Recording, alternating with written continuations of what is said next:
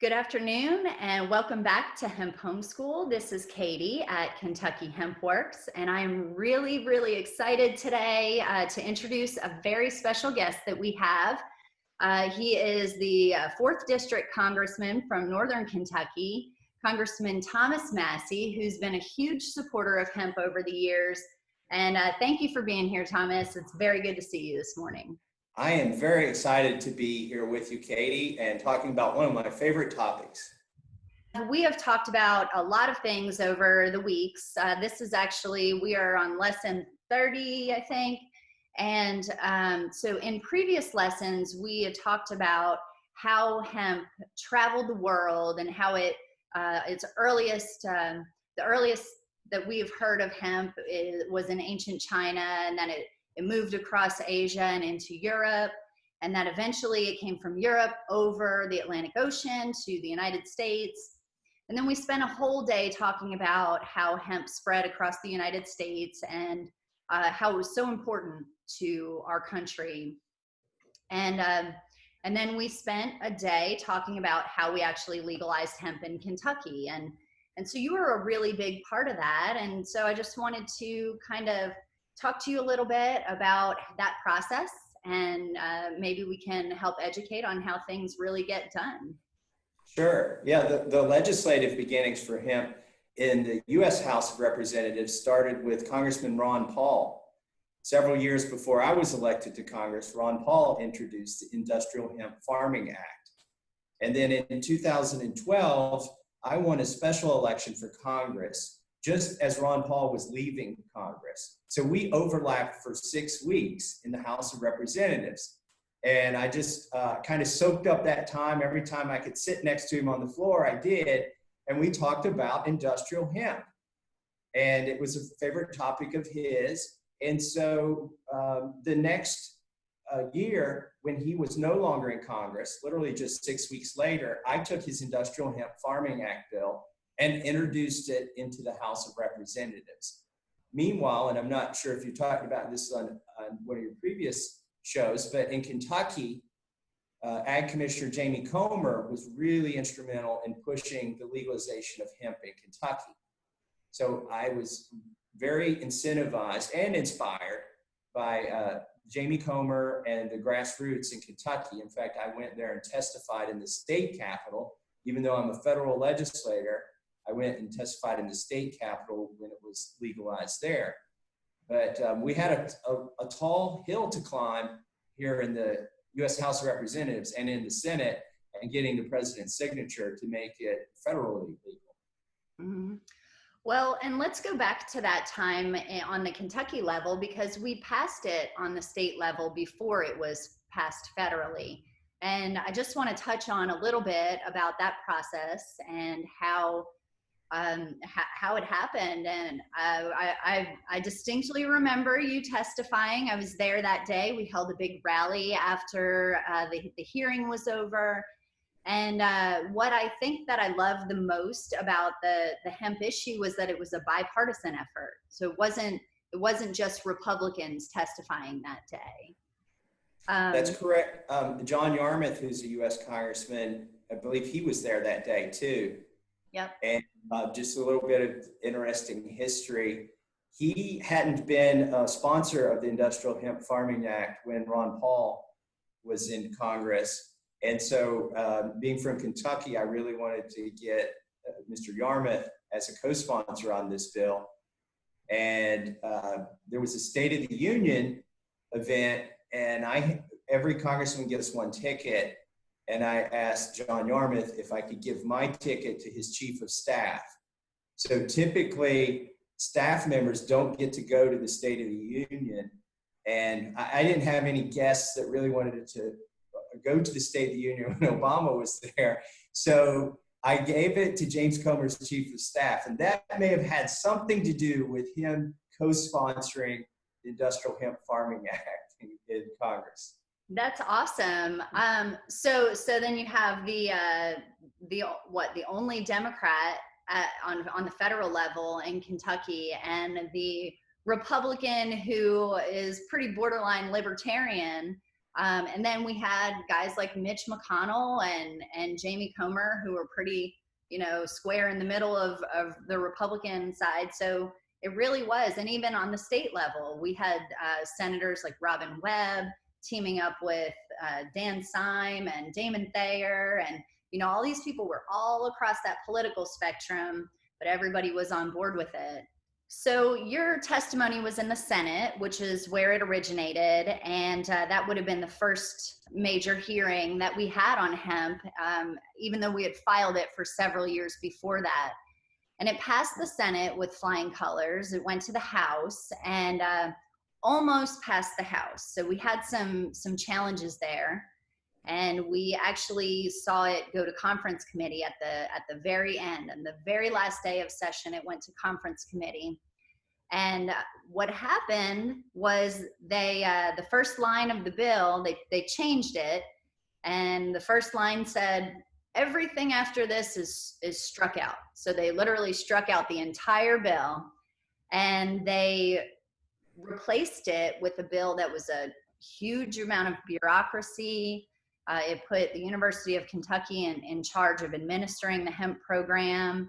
It just created a whole lot of bureaucracy, and I didn't really think it was a good bill at that point, but it passed, so we celebrated, and then really we ended up not even using the Kentucky bill because we had to wait to have regulations written, and during that time, the Farm Bill passed. So let's skip forward a little bit to the Farm Bill and how that happened, because we talked about, how bills are passed. They go through both houses, and once they pass, they get signed by the president. But this was totally different. It wasn't a standalone bill that was filed. It was filed as an amendment. So can you tell us a little more about that?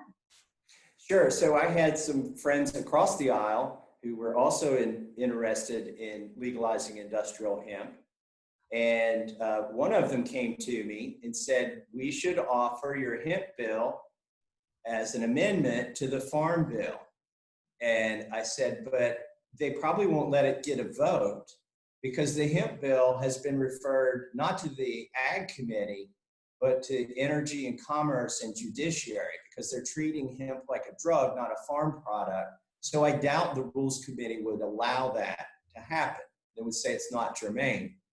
By the way, they put non-germane stuff on bills all the time, but if a rank and file member wants to do that, they would just rule you out of order. Oh, right. You have to have special privileges, like Right. the leadership, right? And I also heard over the years that the Judiciary Committee was where hemp bills went to die. So I heard Yes. the Yeah. graveyard. The chair of the Judiciary Committee was against hemp. By the way, now he's for it. He eventually came around, but he was against it because the Judiciary Committee also deals a lot with law enforcement, and they were against it. Some of the law enforcement were against it. In any case, the Democrat who said that we should offer it as an amendment on the Farm Bill, he happened to be on the Rules Committee. And his name is Jared Polis. He's now the governor of Colorado. But at the time, he was a congressman serving here with me, and he was probably the biggest proponent of hemp. I would say Jared Polis and Earl Blumenauer, who's another Democrat, biggest Democratic proponents of hemp. I think I was the biggest proponent here in the House. Definitely. And had the heavier lift, by the way, because a lot of Democrats were already for it, but a lot of Republicans tended to be against it. So I joke, I said that the leadership allows two types of amendments on major bills from rank and file members to get a vote. They allow the ones that do nothing. They're just sort of messaging amendments and never really accomplish anything. So they're not worried if that passes and becomes part of the bill. Where they'll allow a vote on amendments that they're certain will fail. If they are certain the amendment will fail, then they'll give you a vote on it just to make you feel like you had a say in the process. Mm-hmm. Well, they allowed a vote on the industrial hemp amendment to the Farm Bill. And I was actually pretty shocked they allowed us to have a vote. But I think it's because they thought it would fail. What they didn't know is I had been talking to a lot of members the Republican Party and had garnered their support, either as co-sponsors or just quietly saying, if it gets a vote, I'll support it. And the night before the vote on that amendment, by the way, this is an amendment on the Farm Bill. So there were dozens of amendments that were going to get a vote. And the hemp bill was right. The Farm Bill is like how many pages? 16, I think it was 1,600 pages that year, at least 1,000.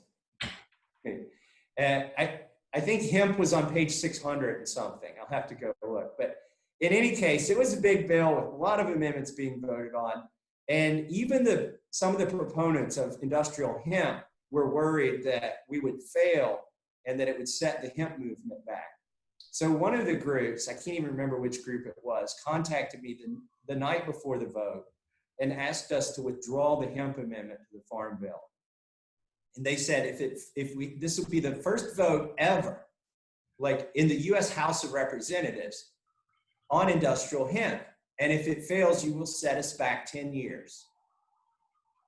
And I said, well, we need to have the vote for several reasons. Number one, we need to know who our enemies are. A lot of people say they support it, but maybe they do, maybe they don't support it. The way we'll really know is if we have a vote.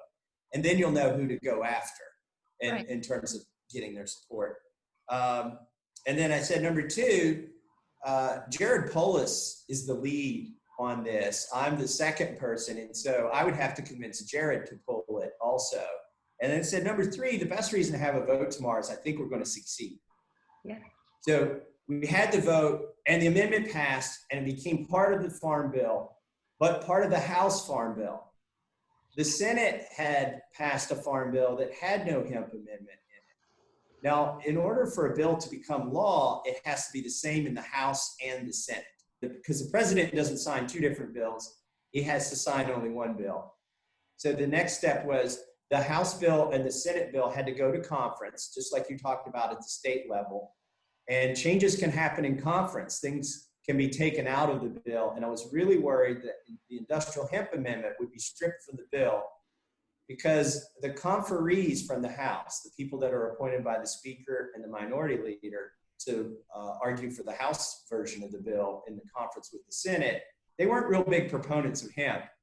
And I thought they would just take it out of the Farm Bill at the conference. But Senator Mitch McConnell got to appoint conferees from the Senate. And even though the Senate version of the Farm Bill didn't have hemp in it, the conferees from the Senate that McConnell sent argued to keep the House amendment in the bill. And so the language changed a little bit. And there was some negotiation over the final language. The DEA tried to get in to the legislative process and revert the language back to the status quo, which said, oh, you've got to go to the federal DEA, you got to get a permit, you got to put up a big fence, you got to have state police monitor your hemp field. And I said, no, that language won't work. It'll make people think that hemp is a drug and that it's dangerous, and that will be counter to our purposes, so I can't support that.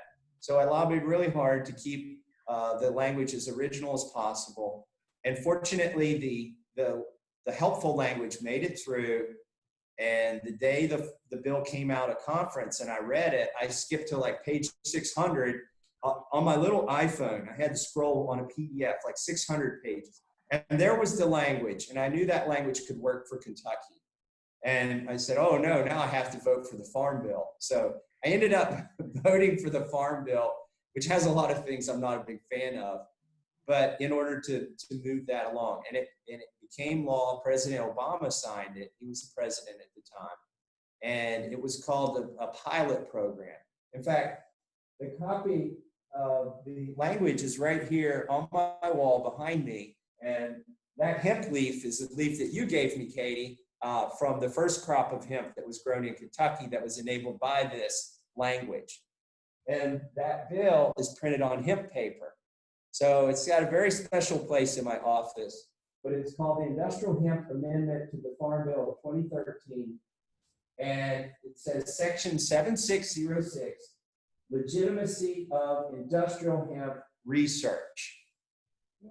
So even though it said research on it, there was a pretty big opening there for people to do a lot of consequential research and even market their products.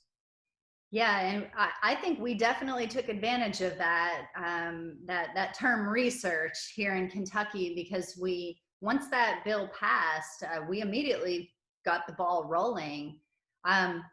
I don't know if I ever told you the story about where, how we got that first crop. You probably have heard about it. I don't know if you connected it to what we were doing here, but once the Farm Bill passed and we knew that we were at least going to be able to grow it, we would go around the state law and just go under the federal law.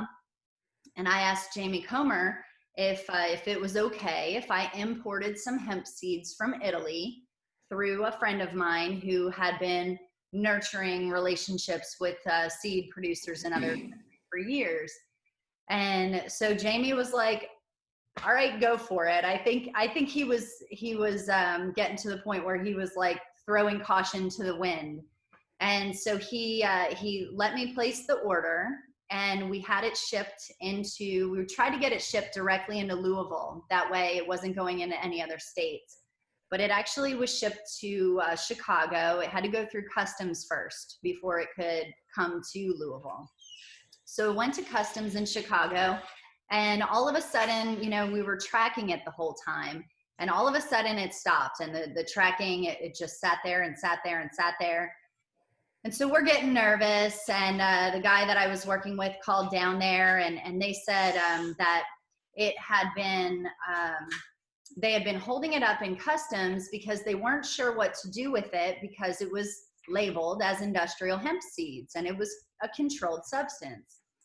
So the chief of staff at the time at the ag department, Holly Harris, she worked her magic. She got a lot of things done there, but she worked her magic and actually got customs to release that seed.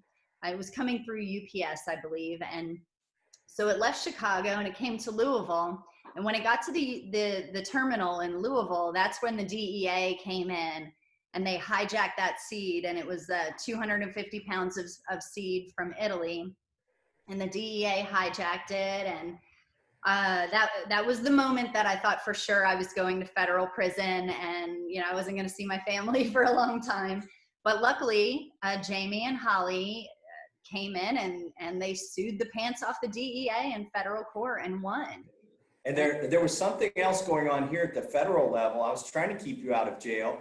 We offered an amendment to the appropriations bill, and it passed, and it became part of the appropriations bill. And it said that none of the money that we are spending in this bill can be used in contravention of this Farm Bill amendment that we passed that legalized industrial hemp. And it was directed at the DEA. And so they kind of got their wrists slapped, not just by the court system, but also here in the U.S. House of Representatives and in Congress.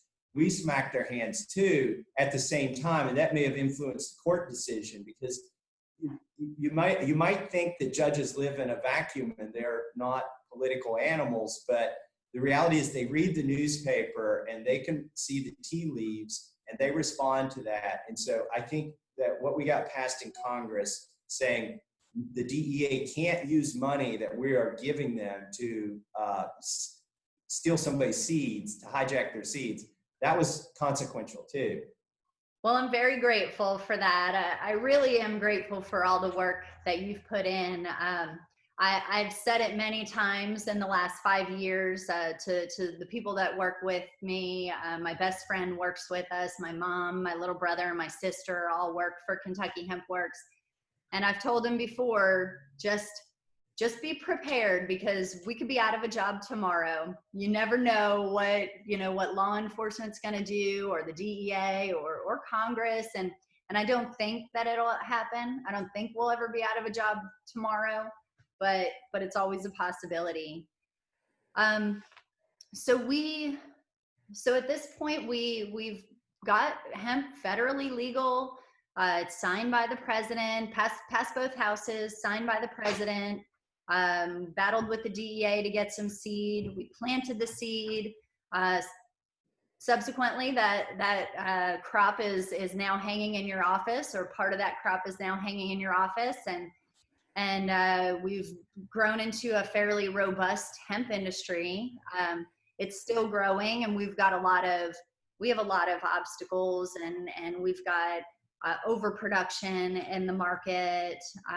We don't have enough processors. We don't have enough hemp manufacturers. But there still is, even though we're growing it now, the industry is, in my opinion, it's going really well for a new industry. There's so much interest. There's a tremendous amount of education going on, and I'm very, very happy about that. But we still have a lot of work to do. It's not over. There's still problems with bureaucracies and different states having different laws and things like that. And I have a little list of things that we have talked about, and some of these issues are state level, some of these issues are federal level, but on the federal level, we've got different federal agencies that have involvement in these things, like the TTB that handles alcohol and liquor. They will not let you add CBD to any beverages. So if it's an alcoholic beverage, you can't use CBD or cannabinoids in general as an ingredient. And so I don't know if maybe you have any suggestions for us. Maybe we can go down the list a little bit, and you can suggest some angles we can take. So, I drove the hemp issue here in Congress for many years.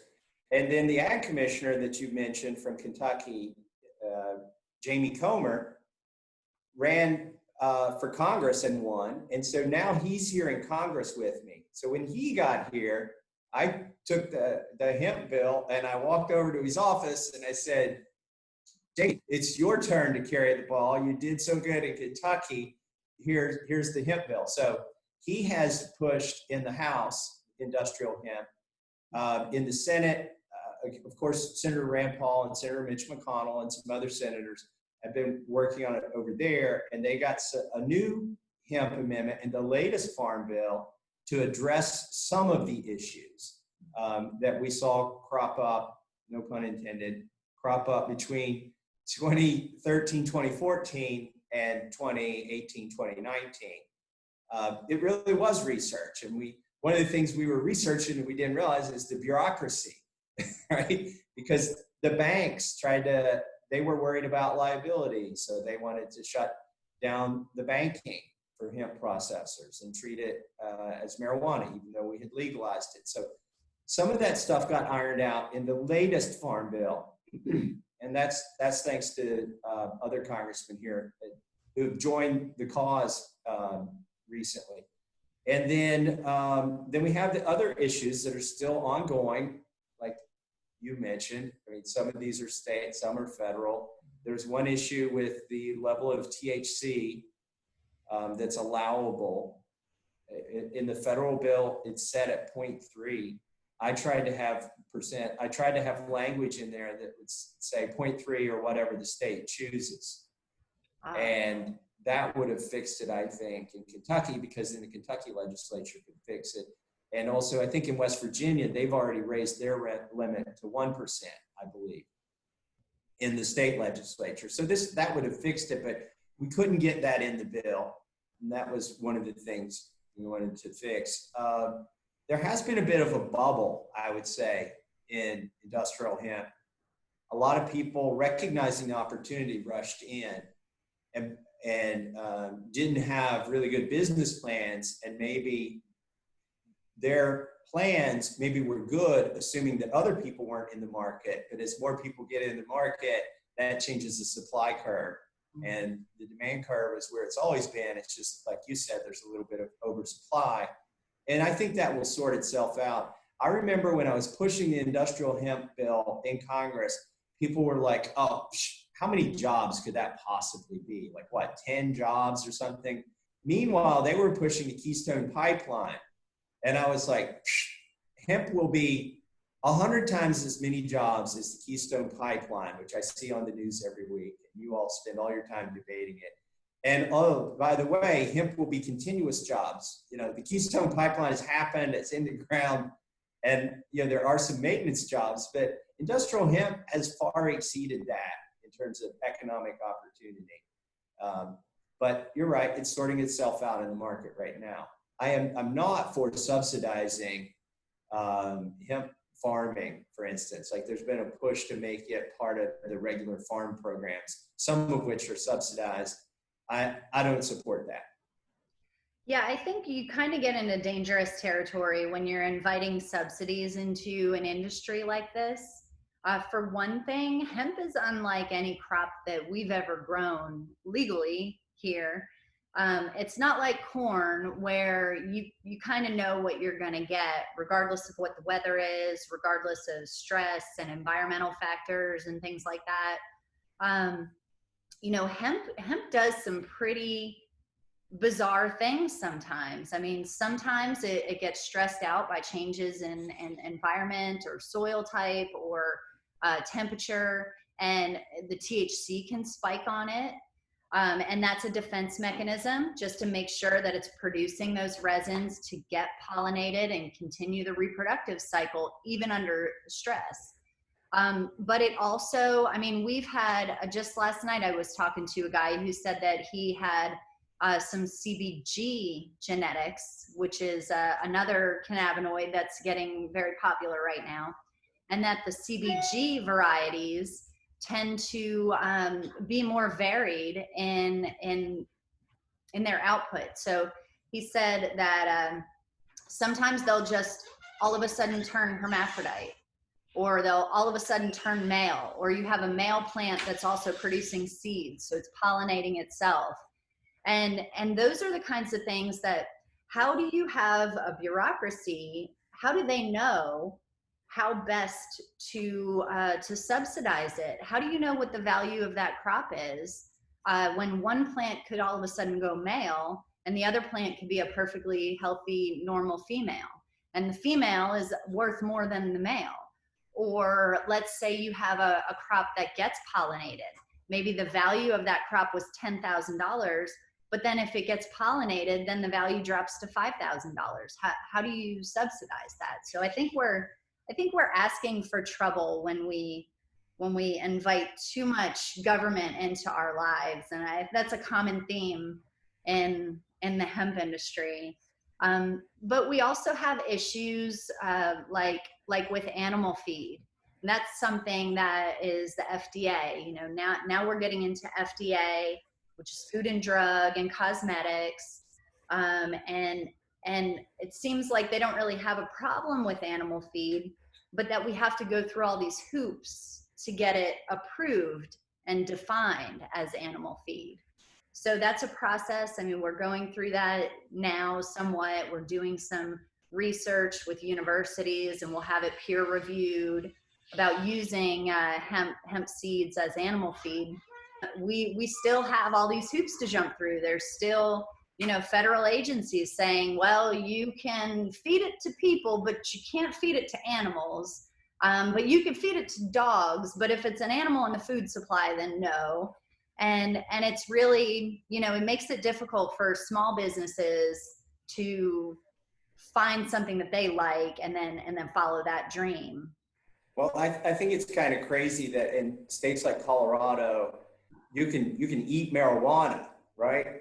Like they have, and I don't want to get into that side of things, but there seem to be less rules and scrutiny of marijuana and THC in the states that have legalized that than there are against CBD and hemp in general. And so I find that very ironic. And then you mentioned the FDA. Occasionally, congressmen write letters to the executive agencies asking them to take some kind of action. And there was a letter that some of my colleagues wrote to the FDA asking them to clarify some of the rules. And I was torn on whether to sign that letter or not. Ultimately, I didn't sign the letter because I really think that if there's something that's vague and needs to be defined, we were better off doing that legislatively than to ask the bureaucracy to rule on it. Because when the bureaucracy makes an opinion, they could change their opinion the next day. Mhm. and that's bad. There's more consistency, maybe not consistency, but constancy in legislation than there is in regulatory or executive rulemaking. Yeah, and my biggest problem with letting the bureaucracies make all the decisions is I don't have any control over who's making that decision. I didn't vote for that person. Maybe I voted for the person at the very, very top of the bureaucracy, um, but you know, a lot of times they're not the ones making the decision. It's the folks down the ladder that are making decisions. They're getting information together, and then they give it to their boss and say, here's what we think you should do. And typically the boss is going to go with what they say. But we didn't get to vote for those bureaucrats. They don't have any accountability to us. So I definitely am more comfortable when there's less government involvement in my life in general, especially in my business. And in the bureaucracy, they tend toward the answer no a lot, because no regulator or bureaucrat ever got fired for saying no. Like, in the back of their minds, they believe that yes is the risky thing for their career. And so they tend to say no more frequently than yes. And regardless of who you voted for at the top, those bureaucrats, and some of them are great people and they work hard in public service, but they will be there. You know, if the term of the person above them is 4 years, they know they can wait them out sometimes and just wait for another person at the top. So, Yeah. And I think we've kind of had issues with that even on the state level, where you know, we had decisions that were made from within the bureaucracy, and then it was like, hey, this is a bad decision. You know, we can't do it like this, and we've had to go to the very top and ask them to make those changes and make them permanent and, you know, and applicable to everybody, because they were the wrong decisions. But so we've learned a lot over the last, you know, 6 years since 2014. We've learned a lot, and I feel like every year the amount of regulations, the amount of bureaucracy, the paperwork that we have to go through, the requirements, I feel like they've loosened up a little bit every year. But at the same time, we still have some really major problems that need to be addressed in order for our industry to be really successful. One of the things that we need is more small processors. And I think this applies to a lot of different industries, not just hemp. But we've had a lot of really big businesses come into Kentucky from other places. They've come from Canada and California and Europe and Colorado, and they saw that, you know, we were the first ones to grow it legally. So this represented an opportunity, and I don't think that a whole lot of them had Kentucky's best interest in mind. I think what they were looking for was quick money, maybe an early retirement, and then take off back home. But I've been telling people for a couple of years now to be your own processor and be your own manufacturer, and figure out what your strengths are and how you can incorporate hemp into something that you're already good at. mm-hmm. So I think that that's something, and I think it's, like I said, in every industry, there should be more small processors and more diversification across the industry of where we're actually getting our product from. Yeah, because the alternative is that hemp just becomes a commodity. Mm-hmm. And everybody ends up growing one type of hemp because that's what the processors want. Mm-hmm. And the farmers end up competing until all of them are making zero money because they're growing a commodity. And you're right, if you can add some level of value to it before it leaves your farm or your business, then you're really ahead of the game. Yeah, and that's where this whole, you know, hemp has 25,000 uses. You know, everybody says hemp has 25,000 uses, but right now in the industry, CBD is the biggest use. Most people are just using it for CBD. They're adding it to a whole bunch of different things. You know, maybe they have dog treats or toothpaste, or I even saw pillowcases with CBD infused into them. But at the same time, they're not looking outside of the realm of cannabinoids. And there's so much more that can be done with hemp. When I was promoting the industrial hemp bill in Congress, and as we were offering it as an amendment, I would use the phrase with my Republican friends that it's rope, not dope. In fact, that was like a little hashtag I used, but I quickly realized I was upsetting some people in the hemp movement, because to characterize hemp as rope is to really limit the scope of everything that you can do with it. But it was helpful as a marketing tool to my colleagues in Congress who didn't want to vote to legalize marijuana. So I said it's rope, not dope. And then the people who consume hemp, you know, told me you need to change your slogan. So I said, okay, how about it's feed, not weed?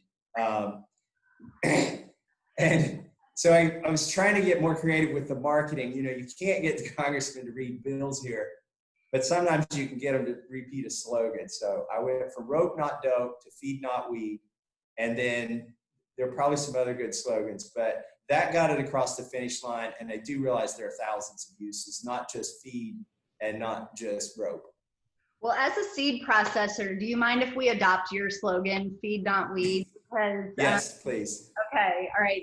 That's our new hashtag from now on. It's official. So we talked about, you know, the small processors and how important that is.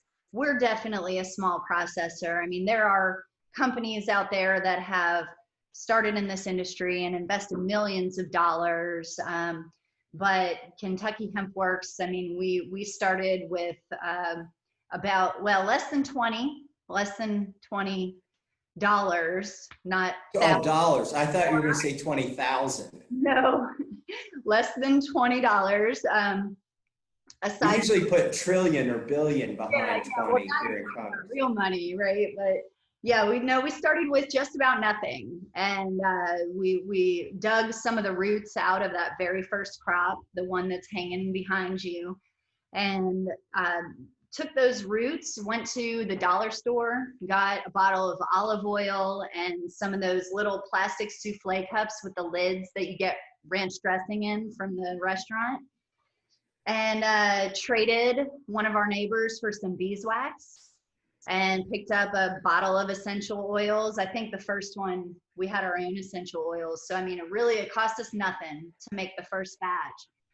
But we started experimenting with the roots, and once we had a little batch of salve, we actually made a root salve that was a topical.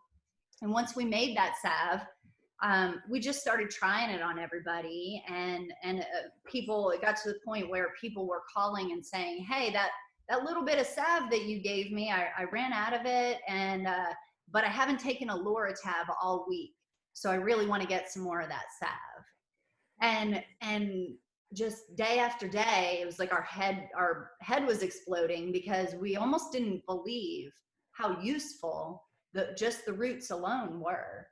And I think that I sent you some salve. Maybe you did. You were using it for carpal tunnel or something. Yes. Like that? Yeah. Yes, and I do believe it was efficacious. Mm-hmm. I don't know if it was psychosomatic, and it was the power of believing, or if it was actually something chemical and biological going on. But I do believe it helped my carpal tunnel. It's actually kind of, I don't want to say it cured it, but maybe it flared up then, and I was just treating the symptoms with the hemp. But that was helpful.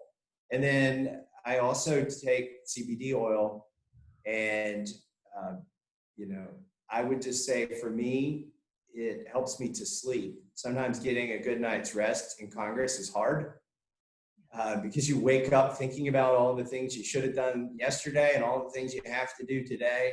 And I found that hemp, the CBD oil, is helpful for sleeping, And then also, I believe, again, I'm a test case of one, that now that I'm getting a little bit older and working on the farm, you feel it the next day, you get up and you're sore. Maybe 2 days later, you're more sore than 1 day later. And I believe that the CBD oil has really helped me eliminate that soreness, so I don't even feel it in my bones. And so those are the two biggest effects that I have seen. I also don't need coffee. Now, just as an experiment, because I'm kind of addicted to coffee, I will admit, and the CBD oil, the urge to drink coffee went away, and just as an experiment, I tried for 3 or 4 days to go without coffee, and I found that I could without getting headaches or getting cranky. But then I decided, you know what, I like coffee, and even if I'm not addicted to it, I'm going to drink it because it's still pretty good stuff. So then I went back to drinking coffee. But I do believe that those were the 3 things that I noticed. And by the way, I wasn't a user of CBD oil or anything when I was pushing the legislation. My people would say, well, does it work? Does it do this? Does it do that? Is that really true or not? And I said, it's not for me to decide. Like, people should have that choice. I'm not going to say we need to pass this because it helps with epilepsy. I'm saying we need to pass this because people want to try and see if it will help with these issues. And so after the bill got passed and you all started raising it and other people in Kentucky raised it, I ended up with like 4 bottles of CBD oil in my desk drawer. Again, other than the salve that you gave me, I'd never tried anything else, but the salve convinced me to try a few drops of hemp oil, that, and I had all these bottles in my drawer. And I thought also, gee, I've promoted this. I better test it on myself, because what if it does turn out to be, there's side effects or whatever. So I was like, Madame Curie, I experimented on myself with it and found, at least for myself, that there were benefits. So I was really glad to have been instrumental in helping get it legalized. Yeah, I think we're really just scratching the surface of all the benefits that we're going to find. We've been amazed over and over and over again by the folks that we've talked to, the people that have used our products and what they've used them for. So I think we're at the beginning of a really wonderful industry. I think this really is one of those things. I do think that hemp has the power to change the world, to save the planet, so to speak, with its environmental benefits. But also hemp, you know, a lot of people will say, well, cannabis is a gateway drug, or hemp is a gateway drug. Well, I think it's a gateway to herbalism, to better health, to better nutrition. I think there's a lot of things that hemp is a gateway to that are real positives and could be positive change for us in our country. All right, so we are getting close to our time limit here, and if you've got another minute or two, I do want to ask you about a bill that I care very deeply about, that isn't necessarily a hemp bill, but it does have some parallels with the hemp industry. I always encourage people to start small processing facilities and to be sort of a grassroots industry. A lot of processors processing, you know, on a smaller scale rather than 1 or 2 big processors doing everybody's. And you have filed legislation in Congress that is it's geared towards the cattle industry and the meat industry, but it's sort of the same concept. Yeah. And right now we're seeing these big meat processors that they've got these investigations going on, and there's price fixing going on, and prices are skyrocketing in grocery stores. So tell us a little bit about your bill and how we can help maybe get that passed for everybody. Yeah. So there are 4 companies that control 80% of the U.S. meat processing. We've got a very diverse set of farmers, tens of thousands of farmers, and diverse grocery stores and consumers, but all of that food, or 80% of it, goes through 4 companies. And I identified this as a problem in our food supply because I raise cattle.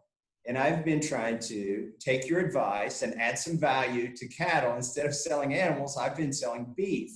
And it's hard to find a, quote, USDA processor in Kentucky or really anywhere in the country, unless you're just lucky and you live near one. So there are a lot of independent small processors that don't have USDA employees there. They are inspected by the health department, but you're not allowed to sell a hamburger to your neighbor if you use one of these local processors. It's really kind of ridiculous. In most counties in Kentucky, there is no legal way for a farmer to sell a hamburger to anybody in that county without taking the animal out of the county first. That's somewhat ridiculous. And it causes shipping costs to go up.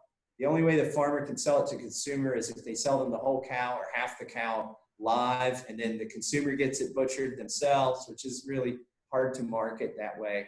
So I introduced the PRIME Act. It stands for Processing Revival. So there's your analogy to hemp. Hemp needs to be processed to become a valuable product that's marketable. Well, so do cattle. People don't go to the grocery store to buy a cow. They go to the grocery store to buy beef. And specifically like hamburger or steaks or roasts or briskets. So the PRIME Act stands for Processing Revival, Intrastate Meat Exemption.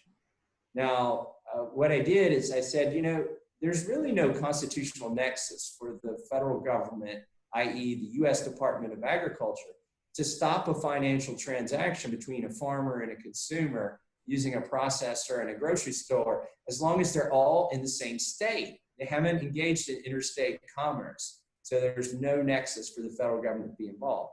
So that's why I wrote this bill called the PRIME Act, introduced it 5 years ago. Now that we're seeing shortages in the supermarket and rationing and higher prices and meat being imported into this country, while at the same time farmers are having to euthanize hogs and cattle farmers are seeing the price of their cattle going way down to the point that I'm worried that the farmers are going to go broke.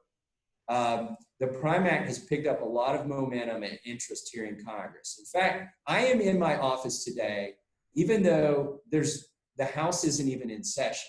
The reason I came to Washington, D.C. today, I drove 8 hours so that I could meet with the senators who are in session. The House isn't in session, but the senators are, and I'm picking up co-sponsors over there. So we have 7 senators who've co-sponsored the PRIME Act, and we have 48 members of the House of Representatives. We have Democrats, and independent, and Republicans who sponsored the bill.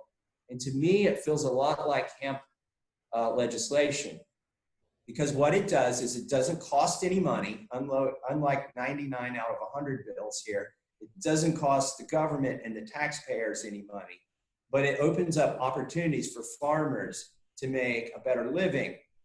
And I've got Democrats and Republicans on board. And I feel like the way it might pass is as part of another bill. Although I would much rather have a standalone bill, you know, with my name at the top. Probably what's going to happen is it'll go into another bill, and who knows who will get credit for it, but I don't care because I want to try and help farmers. By the way, I am a farmer. I have roughly 50 cattle, and people say, well, you have a conflict of interest here, Congressman Massie. How much do you stand to gain if your legislation passes on your own farm? And I point out there are 50 million beef cattle in the United States, and I own 50 of them. So if you do the math there, at 50 over 50 million, reduce the fraction, it's 1 in a million. I'll get 1 millionth of the benefit of this bill if it passes. It's actually even less than that because hogs and lambs and goats need to go into the denominator too, and I don't own any of those in the numerator. So you do need to know what you're legislating, I think, in order to be effective. So I do just enough farming, cattle farming, to understand the problem, not enough to make a living at it. Mm-hmm. And that's what's inspired this legislation.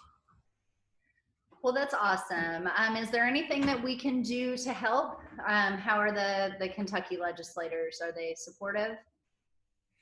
Well, Brett Guthrie just signed on board, and Senator Rand Paul is a sponsor in the Senate. And so we're picking up other sponsors. I would say the path to getting this into law is the same path that hemp took, and it has to be grassroots. there's no big corporation up here lobbying for my bill. And there was no big corporation lobbying for industrial hemp. It was really a collection of people who are from all parts of the political spectrum, leaning toward people who care about the environment, people who care about being healthy. We've got the same sort of constituency here for the Prime Act, people who want to support their local farmers. And so it's got to be grassroots. People need to make phone calls. I wouldn't even write a letter. I'd pick up the phone and call your legislator. And this goes for any bill, whether it's the next version of the hemp bill or my Prime Act, which I think really needs to pass. The best way to talk to your legislator is to pick up the phone and call them. Don't send an email. Don't at them on Twitter. That is not communicating. Don't send them a direct message in Facebook. Pick up the phone, call them. Long distance rates are very cheap. You probably are not even using all your minutes every month. Use them on your one congressman and 2 senators. You only need to make 3 phone calls. Unless you live in San Francisco, don't call Nancy Pelosi. Unless you live in Kentucky, don't call Mitch McConnell. Figure out who are the people that care what you say, because you can vote or not vote for them. And when you talk to them on the phone, don't say, sponsor this or I'll never vote for you again. That's like a temper tantrum, and no adult really responds to that very well. Just say, it would mean a lot to me if you could co-sponsor this bill. Ask them to co-sponsor it. Don't ask for their support. Like, ask for something meaningful. And if they co-sponsor it, it will show up on the website here, and you can know that you were effective. Speaking of being effective, it only takes about a dozen phone calls sometimes to get a congressman to sponsor a bill. Nice. That's good to know. I talked about that just a couple days ago, talking about some of the politics and how to make change. Well, I know you've got a lot to do today. I appreciate you taking your time and spending some time with us for Hemp Homeschool. This has been very enlightening. I think it will be enlightening for a lot of others as well. And thank you for everything that you've done over the years. Thanks for helping to keep me out of federal prison. I appreciate that very much. And good luck with the Prime Act, and good luck with the farm and everything else. I'm excited to see what you have in store for us. Well, thanks, Katie. Thanks for sharing some of those stories. Some I've never heard of behind the scenes, and some of them I had forgotten. And thanks for all that you've done, not just in your own small business there and employing your family and creating opportunities for other people, but also in your grassroots organization and sort of putting the pressure on the politicians all the way from sheriffs up to senators, and being really effective in getting legislation passed. You're an example of how somebody can actually drain the swamp or at least navigate it. Maybe you didn't drain it, but you got something done without getting swampy. So you're an inspiration to me and to a lot of other people. Thank you. Thank you. Well, have a great day, and we'll talk to you soon. You too. Bye-bye.